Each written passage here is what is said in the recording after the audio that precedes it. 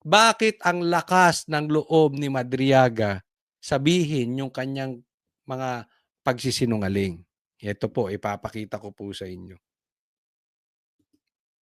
Naghain ng reply affidavit sa Office of the Prosecutor sa Taguig ang abogado ni Vice President Sara Duterte na si Attorney Paulo Panelo bilang sagot sa counter affidavit ni Ramil Madriaga.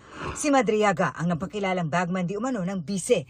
Sabi ni Panelo, hindi nasagot ni Madriaga ang mga ebidensyang nakalatag sa complaint affidavit ng bise. Imposible yung mga pinaparatang ni Ramil Madriaga laban sa kanya. Nung naglatag siya ng karagdagang ebidensya, lalo siyang nadiin kasi na-discover namin na nagsisinungaling na naman siya.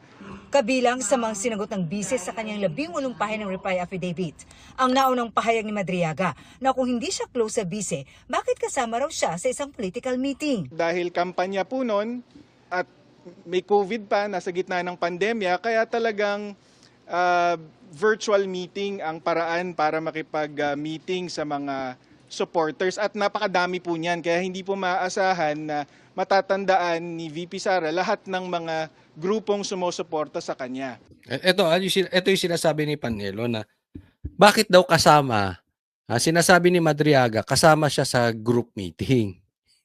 Doon pa lang kasinungalingan. Sabi kasi nitong si Panelo, Attorney Panelo, pandemic yon, so virtual meeting lang. Alam nyo po, isa po ako doon sa kasama noong sa Zoom meeting din ni VP Sara na yung binanggit niya na patungkol dito sa na pag may nangyari sa kanya, meron na siyang inutusan, no, na para papatay dito, di umano dito kay Bongbong, kay Lisa, at saka kay Martin. Pero alam nyo, hindi naman ibig sabihin na kasama ako dun sa Zoom meeting na yon, malapit ako kay VP Sara. Hindi po ganoon.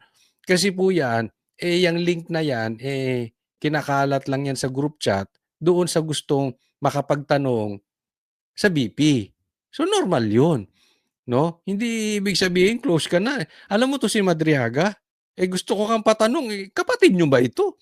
Kasi tipong kung sumagot, kung tipong sobrang close siya kay PRRD, parang kapatid itong si Madriaga, kaya nga napaka-sobrang kalukuhan eh. No? Yan po yung pinapatunayan dito ni Attorney Panelo. Napakadami po nang nag-attend dito, 92. At least 92 po yung attendees. So kala niya special na siya. 92 yung tao ron. Di ba? Ganyang kakatapang magsinungaling, di ba? Anong dahilan? Pero yung ganyang katapang magsalita, magsinungaling, okay lang yan. Habang protektado ka ng mga kasabwat mo na politiko na sinasang-ayunan lahat ng sinabi mo. Tipong pati iyak mo gustong nire-record. Pero pagdating sa korte, hindi uubra yung paiyak-iyak mong ganyan. Hindi ka kakampihan ng korte. Hindi ka papansinin ng mga justices, ng mga judge. Hindi ubra yun. Walang politika dyan. Sabi pa ni Panelo, bukod sa paiba-ibaan niya ang mga pahayag ni Madriaga, may ebidensya rin anya ang kampo ng bise na nagpapatunay ng motibo ni Madriaga. Isa na nga rito ang text message umano ni Madriaga sa dating tauhan ni VP. Nolasco, sabihin mo na lang na yung confidential funds sa akin mo ibinigay at ako na lang magpapaliwanag kung saan ko dinala. Huwag ka mag-alala sa akin, hindi makakalabas ako ng kulungan kasi mag-state witness ako laban kay VP Sara. Yon. So sa madaling salita, kaya pala malakas ang loob nitong si Madriaga, may text message, may ebidensya. Kaya malakas ang loob niya, makakalaya na siya at gagawing state witness. Ang tanong, sino ba ang may kapangyarihang gawin siyang state witness? The same thing. Di ba? Yung nangyari kay Bernardo, ginawang state witness na mali-mali, paiba-iba ng statement. Di ba naalala nyo si Bernardo? Yung nagturo-turo. Tapos paiba-iba statement. Yan din ang sinasabi dito kay Madriaga. Paiba-iba statement. Tapos gagawin siyang state witness. So ligtas siya. Kasi ganito yan eh. Nakasampa pa yung kaso nito for kidnapping. Ngayon, ang dalite itong papaspasin namin. Halimbawa, sabihin lang, papaspasin namin yung kaso mo. Habang buhay ka dyan sa kulungan, wala kang magagawa. Or, susunod ka sa amin sa anong sasabihin mo, gagawin ka naming state witness, lalaya ka. Hindi ka na ngayon madidemanda. Diba? So sa lahat ng sasabihin niya, basta gawin siyang state witness, lahat ng kasinungalingan niya lusot. Ganyan ang kalokohan ngayon. O ikaw, siguro baka magtawag sila dyan sa kanto, o ikaw, halika. Anong ginagawa mo dyan? Bumibili po suka, halika. Kaya mo si Sarah, eto sasabihin mo. Gawin ka namin state witness, ito pera. Pwedeng ganon. O kaya magtawag ka ng politiko, o ikaw, ang dami mong kaso, gago. Ha? May kaso pa yung asawa mo. Ha? Damay sa flood control. Dami yung asawa mo. May flood control, 1 billion. Pag pinitpit namin ang betlog mo, lagot ka. Gusto mong tumahimik kami sa kaso ng asawa mo?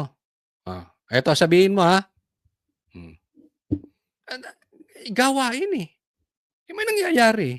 Hindi ko sinasabi na ginagawa nga ng gobyerno, pero nakikita mo. Ayun yung sinasabi ni Recto.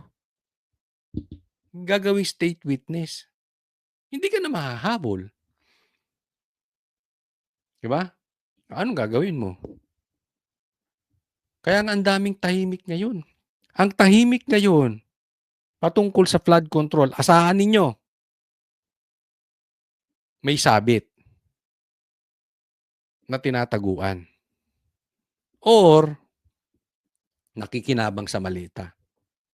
Kasi obvious naman yan. Huwag tayong maglokohan. Alam ng mga politiko, sino yung mga magnanakaw dyan. Bakit tahimik? Yun na. May sabit or nakikinabang sa malita.